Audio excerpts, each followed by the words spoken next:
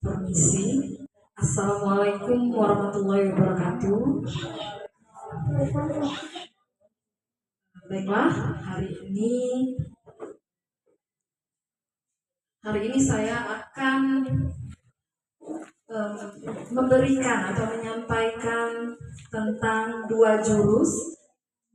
Yang pertama, jurus 1 itu ada namanya kenali potensi, dan yang kedua ada namanya jurus ketiga yaitu tumbuhkan resiliensi. Tetapi pada kali ini saya akan menyampaikan secara singkat, mohon maaf Bapak Ibu karena mungkin diberi waktu. Selanjutnya boleh ya, seperti yang telah kami sampaikan semalam, Bapak Ibu kan telah mengisi link yang telah kami kirim di grup. Nah, boleh Bapak Ibu silahkan mengisi link tersebut yang sudah download dari aplikasi. Saya kasih waktu 1 menit ya Bu ya, untuk melihat hasil yang telah Bapak Ibu laksanakan atau kerjakan.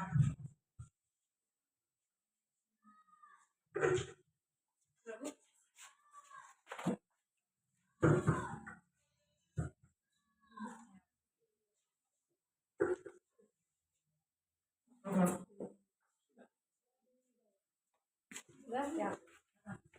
Sudah Pak? Ya. Pak Doni tadi sudah ya Pak ya? Ibu Pak? Ya udah. Oke, lanjut Bu. Refleksi. Oke, saya meminta Bapak Ibu untuk sedikit menjawab ya. Yang pertama, apa hal baru yang kamu ketahui tentang dirimu sendiri setelah hasil belajar? Di sini saya terfokus pada gaya belajar. Boleh silakan untuk Ibu Awalia. Berdasarkan hasil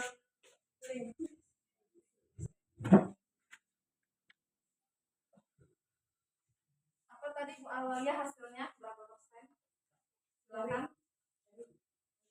Sepertinya untuk diri saya itu tentang lebih ke kinestetik seperti itu. Berapa persen Bu? Hasilnya 85. Oke, 85. Selama ini sesuai tidak Bu? Sesuai tidak dengan Ibu sehari-hari kinestetik? Sesuai. Sesuai. Oke. Satu kali lagi boleh? Pak Doni saja ya. Ini Pak. Untuk punya saya itu kinestetik dan visual. Itu kinestetik 50% dan visual 50%. Bagaimana Pak? Sesuai tidak? Sesuai. Oke. Kita lanjut Bu. Nah, hari ini saya akan memberikan sedikit materi ya Bapak Ibu mengenai jurus yang pertama, yaitu jurus kenali potensi. Potensi itu artinya sendiri adalah kemampuan yang dimiliki oleh seseorang yang belum digunakan secara maksimal dan mungkin bisa dapat dikembangkan seperti itu. Nah, di dalam potensi ini Bapak Ibu ada 2 alat yang saya contohkan, yaitu kecerdasan majemuk dan dan gaya belajar maksud saya. Maaf. Oke, yang pertama saya akan menjelaskan tentang kecerdasan majemuk. Nah, kecerdasan majemuk ini artinya yaitu kemampuan untuk memecahkan persoalan dan menghasilkan solusi dalam situasi yang nyata. Nah, di dalam kecerdasan ini Bapak Ibu ada 8 jenis kecerdasan. Mungkin Bapak Ibu pernah mendengar ya? Pernah mendengar tidak? Pernah ya? Yang pertama ada namanya kecerdasan visual spasial. Oh ya, mohon maaf Bapak Ibu. Spasial. Nah, kecerdasan visual spasial ini lebih ke kecerdasan yang bentuk gambar, lebih senang grafik, warna dan tulisan. Kemudian lebih senang membaca, lebih senang mencatat. Nah, pasti di dalam kelas kita biasa kan Bu, Pak, melihat siswa kita memiliki kecerdasan visual spasial. Nah, kemudian yang kedua yaitu kecerdasan verbal linguistik. Nah, linguistik ini itu biasanya kecerdasan yang bersifat tertulis atau lisan seperti itu. Nah, biasanya kecerdasan verbal linguistik ini lebih enjoy dalam berpidato, ya, berpidato, kemudian lebih senang berdebat seperti itu. Nah, ada yang merasa memiliki seperti jiwa-jiwa berdiskusi ya Bapak Ibu ya. Kemudian yang ketiga yaitu kecerdasan interpersonal. Kecerdasan interpersonal ini biasanya lebih terampil dalam nonverbal. Contohnya bisa menciptakan hubungan yang positif dengan orang lain. Kemudian yang keempat, contoh dari kecerdasan intrapersonal. Intrapersonal ini biasanya menganalisis kekuatan dan kelemahan sendiri. Kemudian memiliki kesadaran diri yang sangat baik. Nah, yang kelima ini yang pasti sering kita mendengarnya ya. Kecerdasan kinestetik. Jadi kecerdasan kinestetik ini biasanya seseorang yang memiliki kemampuan untuk menari, kemudian olahragawan ya, petinju ya, seperti itu. Kemudian orangnya lebih senang yang bergerak ya. Selanjutnya kecerdasan naturalistik. Pernah mendengar tidak Bapak Ibu? Belum.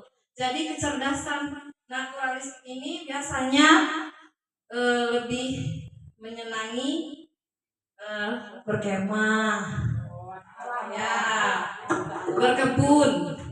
Kita banget ya itu ya di daerah kita ini. Berkebun, kemudian hiking, menjelajah alam bebas seperti itu ya. Satu kali lagi kecerdasan musikal. Nah, ini sebenarnya tanpa saya menjelaskan mungkin sudah tahu ya Bapak Ibu ya. Musikal berarti seseorang yang peka terhadap musik, ritme lagu, ritme musik ya. Kemudian mampu menciptakan ritme di dalam musik. Yang terakhir, kecerdasan logikal matematik. Biasanya memiliki keterampilan dalam ide-ide abstrak dan melakukan eksperimen seperti itu. Satu kali lanjut Bu. Nah, inilah bahasan yang saya sampaikan pada siswa. Pada implementasi OJL 1, saya lebih ke gaya belajar. Gaya belajarnya adalah cara individu memproses, menyerap, dan mengatur informasi baru untuk memperoleh pengetahuan dan keterampilan. Nah, di dalam gaya belajar ini ada Bapak Ibu ada 3 jenis. Yang pertama, gaya belajar visual. Nah, yang pertama visual ini artinya dia lebih suka belajar dengan video, dengan tulisan, dengan baca, dan gambar. Kemudian yang kedua, gaya belajar auditor. Apa tadi Bu? Seperti mendengar, kemudian berdiskusi, berdebat, seperti itu dia lebih senang. Kemudian dia lebih senang kalau ibu gurunya tuh menyampaikan secara langsung. Dia tidak senang yang mencatat. Itu tadi yang mencatat tadi pasti visual. Kemudian yang ketiga, kinestetik, bergerak. Ini pasti kebanyakan itu siswa kita lebih senang bergerak, praktik. Anak-anak yang udah bosan Bapak Ibu senang dia tuh langsung praktik. Makanya anak-anak pasti senang pelajaran seni, olahraga, pasti olahraga. Tidak ada siswa yang tidak menyenangi olahraga ya. Kalau IPS apa Pak ya beri kurangi.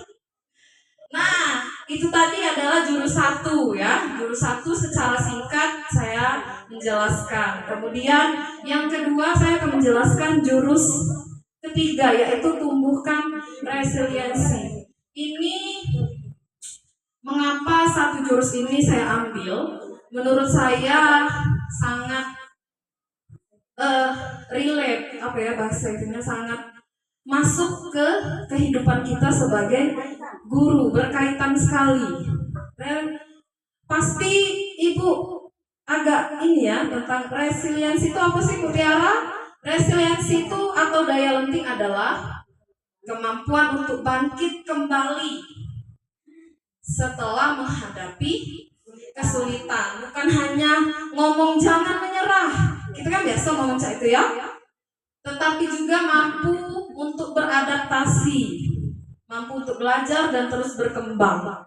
Nah, Bapak Ibu, di dalam tumbuhkan resiliensi ini ada tekniknya, yaitu teknik burger namanya. Apa teknik burger? Burger itu kan berlapis ya. Nah, yang pertama kita apresiasi, yang kedua koreksi, yang ketiga apresiasi. Misalnya, contohnya saya contohkan, misalnya apresiasi ya, apresiasi dulu ya. Bapak tuh, ibu tuh tahu, misalnya kamu sudah melakukan yang terbaik. Terus kita masukkan Bapak Ibu dengan koreksi. Akan tetapi apakah kamu sadar kalau kamu melakukan hal ini, maka kamu akan terus terpuruk, akan terus gagal misalnya. Kemudian kita masukkan lagi ke dalam apresiasi, yaitu dan Bapak pasti percaya kamu pasti mampu atau bisa. Nah, Bapak Ibu, di dalam resiliensi ini juga terdapat 2 pola pikir. Yang pertama itu fixed mindset, berpikir tetap. Contohnya nih, saya menyerah, saya tidak bisa, mengapa masalah ini terjadi pada saya. Sepertinya relate ya, relate sekali dengan kita. Kemudian yang kedua, growth mindset, seperti yang telah kita pelajari sebelumnya, yaitu berpikir bertumbuh. Contohnya, saya akan coba lagi, solusi apa yang saya bisa lakukan, dan terima kasih, saya akan memperbaikinya. Lanjut Bu. Nah, di dalam penerapannya, di dalam aplikasi, saya harap dengan penjelasan singkat saya tadi ya Bapak Ibu mengenai jurus 1, kenali potensi, dan jurus 3, tumbuhkan resiliensi, Bapak Ibu dapat menerapkan di dalam kelas. Dengan adanya kenali potensi, Bapak Ibu jadi tahu gaya belajar siswa seperti apa. Dan kita itu tidak bisa memaksa. Kenapa sih anak ini kalau diomongi tidak nyambung misalnya kan? Atau sudah saya jelaskan secara gambar kok tidak nyambung. Mungkin Bapak Ibu dia kinestetik seperti itu. Ya? Benar ya Bu Alia? Jadi kita tuh ternyata tidak bisa memaksa. Kita nih sebenarnya ternyata ada gaya belajar masing-masing. Begitupun kita Bapak Ibu, kalau saya sendiri sih memang auditor ya, lebih senang mendengar. Tidak suka kalau melihat tuh agak lambat. Lebih senang disampaikan dengan suara. Nah, begitu juga dengan begitu juga dengan tumbuhkan resiliensi. Ini sangat berkaitan sekali dengan kita di dalam pembelajaran kelas. Apalagi kita sebagai wali kelas.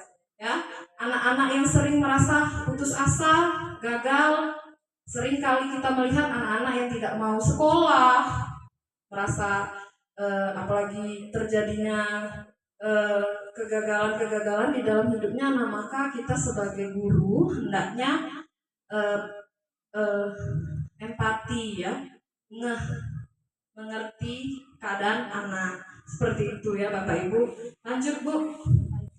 Nah, saya akan menjelaskan secara singkat juga apa yang telah saya dapatkan atau hasil implementasi OJL 1.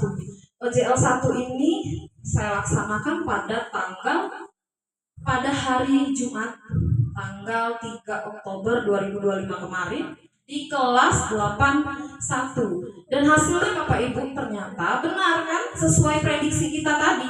Anak-anak lebih suka kinestetik. Wajar kalau anak-anak tuh kalau kita ngomong, penjelasannya secara ngomong, ngantuk. Khususnya kelas 81. Wali kelas 81 siapa ya? Pak Emi. Pak Emi. Nah, Pak Emi, begini hasilnya Pak Emi. Untuk anak-anak yang kelas 81. Kemudian disusul dengan gaya belajar visualnya ada 11 orang. Jadi tidak terlalu jauh ya. Nah, yang sedikit ini auditori.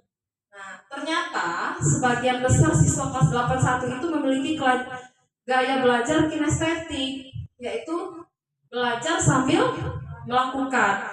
Maka dari itu Bapak Ibu, saya sangat memperhatikan Bapak Ibu ketika menjelaskan siswa disuruh keluar, ya langsung cepat. Apalagi di sana kita daripada bosan, kita ke taman kan seperti sini atau di depan.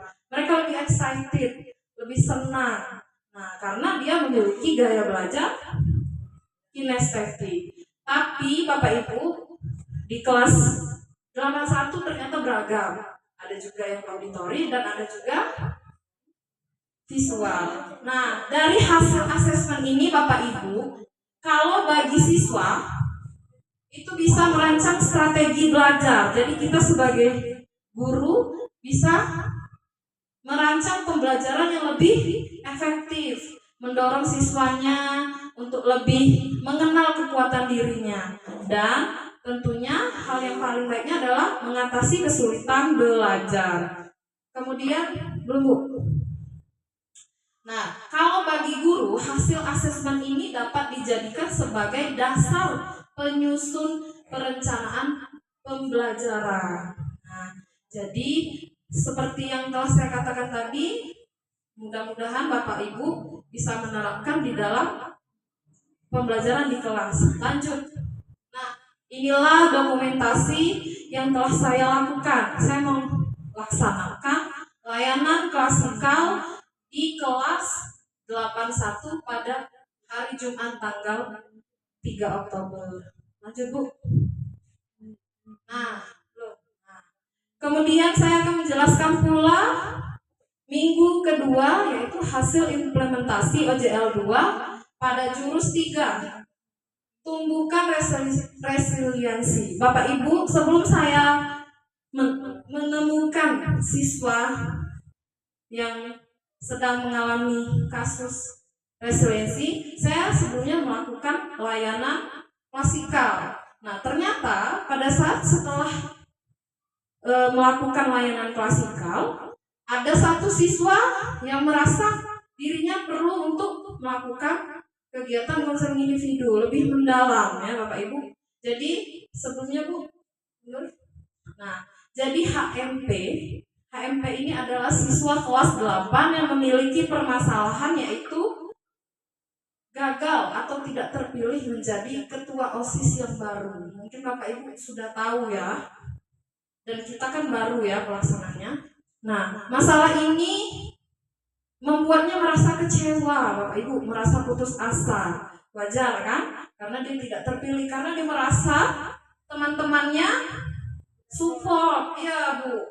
Ternyata hasilnya tidak sesuai yang dia inginkan, dan tentu akan berdampak pada dirinya, pada siswa. Maka dari itu saya sebagai guru BK melakukan konseling individu dengan teknik Berger yang telah saya jelaskan sebelumnya, dan hasilnya Bapak Ibu, alhamdulillah siswa itu dapat mampu membiasakan diri untuk berpikir bertumbuh tadi atau grow mindset, dapat membangun perubahan tingkah lakunya dan bangkit dari kegagalannya, serta alhamdulillah dia bisa menjadi perilaku yang lebih baik dari sebelumnya. Nah, berikut ini adalah hasil dokumentasi. Pertama, pada hari Kamis saya melakukan layanan klasikal. Kemudian karena hari Jumat itu hari pendek, jadi saya lakukan di hari Sabtu. Nah, seperti itu. Nah, Bapak Ibu, saya rasa sudah cukup penjelasan materi saya hari ini. Mohon maaf kalau kesannya seperti diburu-buru. Mohon maaf apabila ada kesalahan, saya juga mohon maaf. Mudah-mudahan apa yang saya sampaikan bisa memberikan ilmu baru ya untuk Bapak Ibu. Mudah-mudahan kedepannya kita bisa bertemu lagi dan akan menjelaskan 5 jurus lainnya. Saya ucapkan terima kasih. Wassalamualaikum warahmatullahi wabarakatuh.